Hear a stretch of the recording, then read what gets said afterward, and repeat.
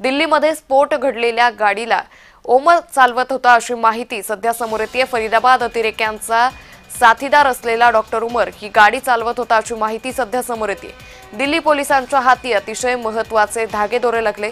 तर काल दिल्ली या स्फोटानं हादरल्याचं पाहायला मिळालं। मेट्रो स्टेशन गेट क्रमांक 1 मध्ये I-20 या गाडीमध्ये हा स्फोट झाला आणि आजूबाजूचा परिसर हा या स्फोटानं हादरून गेला। या स्फोटामध्ये 8 ते 9 जणांचा मृत्यू झालेला आहे।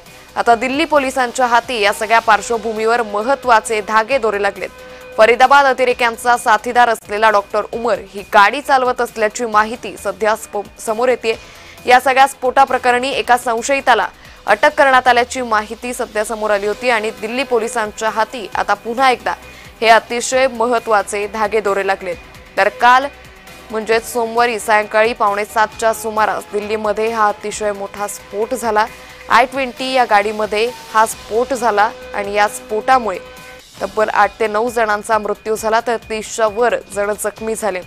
तर ताबडतोब या सगळ्या प्रकरणी पोलिसांची सुरक्षा या ठिकाणी वाढवण्यात आली। तर केंद्रीय गृहमंत्री अमित शाह यांनी या सगळ्या परिसरामध्ये स्वतः पोहोचत या सगळ्या परिसराची पाहणी केली, त्याचबरोबर जखमींची भेटही घेतली आणि NIAला या सगळ्या प्रकरणी चौकशीचे आदेशही दिले।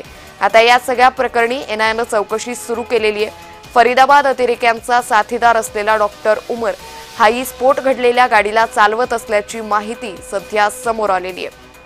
आता या सगळ्या प्रकरणानंतर दिल्ली पोलिसांकडून NIAकडून कशी कारवाई केली जाते हे पाहणं अतिशय महत्त्वाचं ठरणार आहे। स्फोटानंतर या परिसरातील गाड्यांना मोठी आग लागली आणि या आगीनं भीषण रूप असं धारण केलं, ज्यामध्ये 9 जणांचा होरपळून मृत्यू झालेला आहे। आता या सगळ्या दिल्लीतील स्फोटानंतर सगळ्या परिसरात सतर्कतेचा इशारा दिलेला आहे। त्याबरोबरच महत्त्वाची देशातील जी शहरं आहेत त्या शहरांना हाय अलर्ट जारी करण्यात आलेला आहे। यामध्ये मुंबई असेल, पुणे असेल, नागपूर असेल या प्रमुख शहरांमध्ये हाय अलर्ट जारी केलेला आहे।